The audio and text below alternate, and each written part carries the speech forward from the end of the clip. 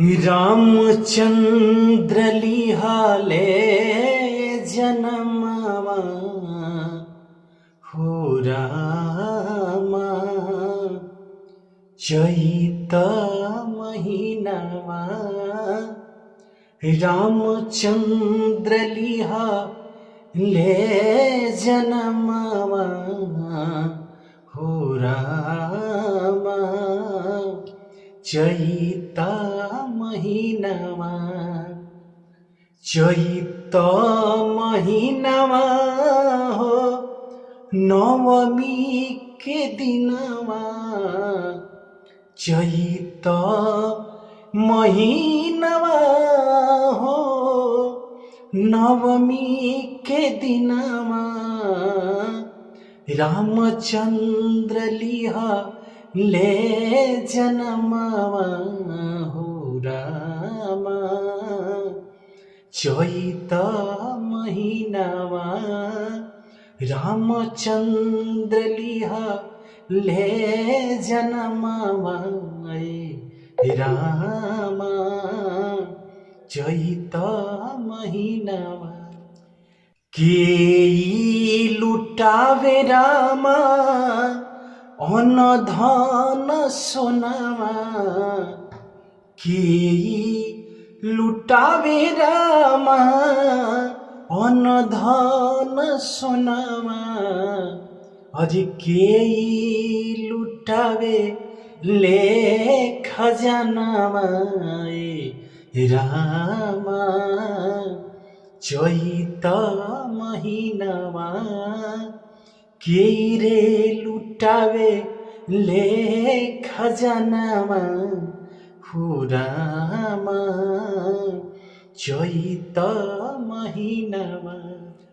रानी लुटावे रामा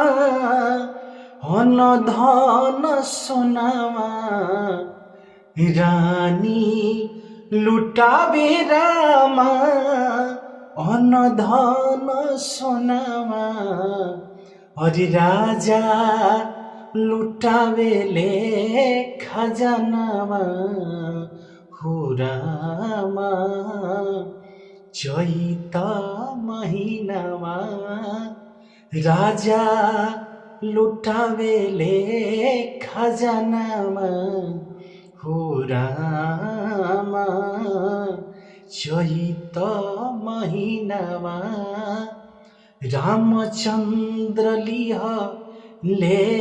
जनमवा हो रामा चैत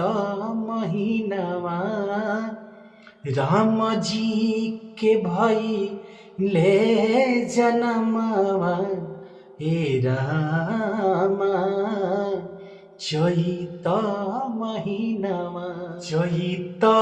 महीनामा हो नवमी के दिनमा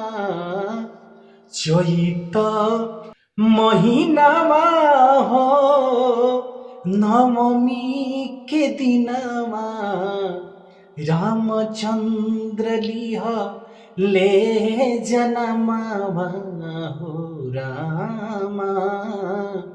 चैत महीनामा